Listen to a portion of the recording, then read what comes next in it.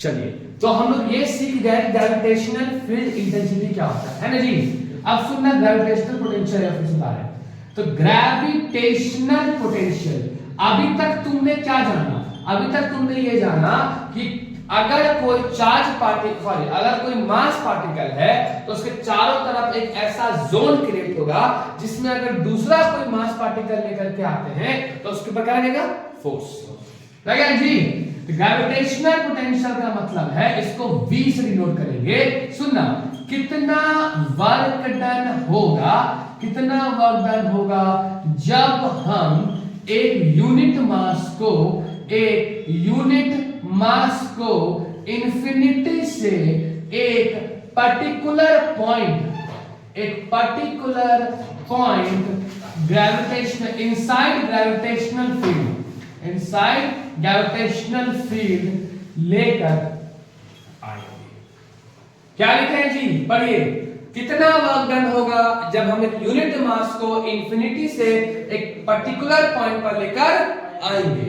तो सीन ऐसा है कुछ, सुनना, ये तुम्हारे पास एक m जिसको हम बोल रहे हैं कौन सा मास? सोर्स मास। कौन सा मास है? सोर्स मास। ये इसका ग्रेविटेशनल फील्ड का रीजन है और यहां पर इंफिनिटी पे एक छोटा सा मास है, इसका नाम क्या है? टेस्ट मास। ये मास कहां पर है? अच्छा, इंफिनिटी मतलब क्या होता है? बहुत दूर। अगर इस टेस्ट मास को इंफिनिटी से ग्रेविटेशनल फील्ड के अंदर लेकर के आते हैं तो ये इसके ऊपर क्या लगाएगा? फोर्स लगाएगा, है ना। वही फोर्स होगा, यहां हो रहा है डिस्प्लेसमेंट, तो क्या होगा? Work done. तो पोटेंशियल इज, सुनना, डिफाइंड एज क्या चीज? Amount of work done. कितना कार्य होगा? Amount of work done to bring a unit mass, कहां से?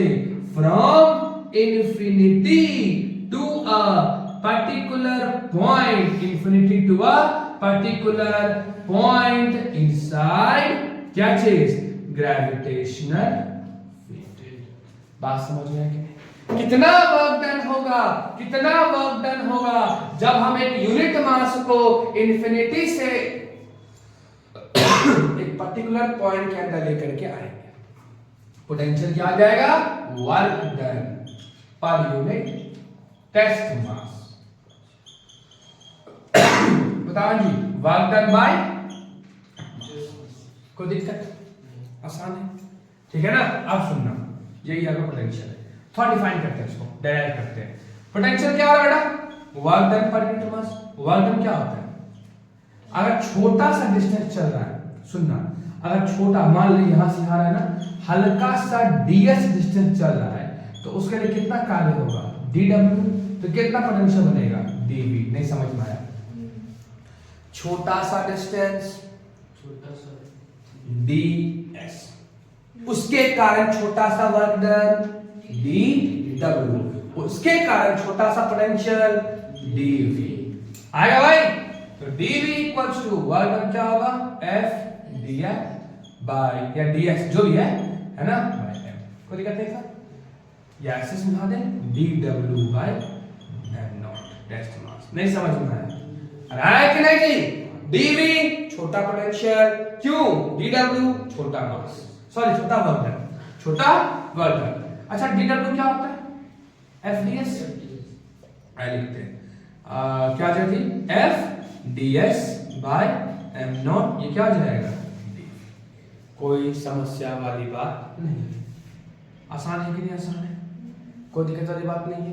अगर पूरा लिखे तो ये बोल सकते हो। अच्छा, हम बोल सकते हैं ऐसा क्या? फोर्स पर यूनिट मास को क्या बोलते हैं? पिछला क्या लिखे थे? Gravitational field intensity. याद आया कुछ? Gravitational field intensity is defined as force experienced by a unit mass. तो dv equals to I into ds और I equals to dv by ds। ये साइन नेगेटिव होता है क्योंकि अट्रैक्टिव इन नेचर है, ठीक है। अच्छा, एक चीज और, अगर x एक्सिस में निकाल रहे हैं तो क्या होगा? dv bye dx। y में क्या हो जाएगा?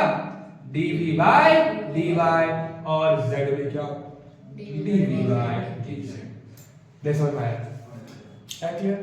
ये हो गया आपका रिलेशन। अभी करो इसको, एक और कर सकते हैं, ये भी करते रहे। देखो ये क्लियर है ना, इसमें कोई दिक्कत किसी को तो नहीं है इसमें। एक फोटो ले लो, हम आगे बताएंगे। तो फोटो लो, उसको देख लिखना। जल्दी जल्दी ले लिया। एक मिनट रुकिए ना।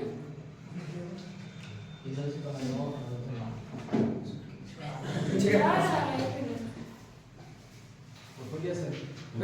तो यहाँ पे हम सुनना क्या बोल रहे हैं, पोटेंशियल बोल रही है, वर्क डन पर यूनिट मास, ध्यान देना। अब यहाँ पे हम चीज लिखना चाह रहे हैं, सुनना किसी को, ठीक है ना, लिख चुके हो ना ये चीज। अब ध्यान दो, सुनो सुनो सुनो सुनो सुनो। हाँ इतना हो जाएगा ना। देख हमारे पास क्या है बेटा, V पोटेंशियल इक्वल्स टू क्या होता है, वर्क डन पर यूनिट। वर्क डन होता है फोर्स इनटू डिस्प्लेसमेंट। बोले हम छोटा लिए थे ताकि इसको डिफरेंशिएट कर पाए। अगर क्वेश्चन में dv दिया रहेगा x के टर्म में, तो i निकालेंगे हम लोग। अरे i कितना है जी, dv by dx। x में तो dx, y में तो dy, z में तो dz। Potential equals to work done to bring a unit mass from infinity to a particular point inside the directional field। बराबर है कि नहीं। वर्क डन क्या होता है बेटा, फोर्स इनटू डिस्प्लेसमेंट। सुनना, फोर्स क्या होता है, g capital M small m naught by r square. है कि नहीं क्लियर।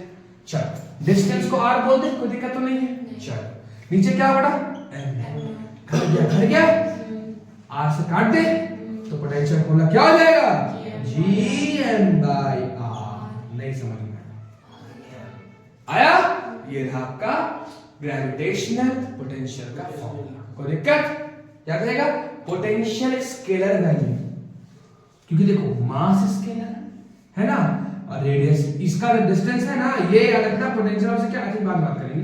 बट ये होता है स्केलर वैल्यू। हां सुन रहे हैं, डिस्प्लेसमेंट का r लिया, f कहां गया, कौन f का वैल्यू क्या होता है।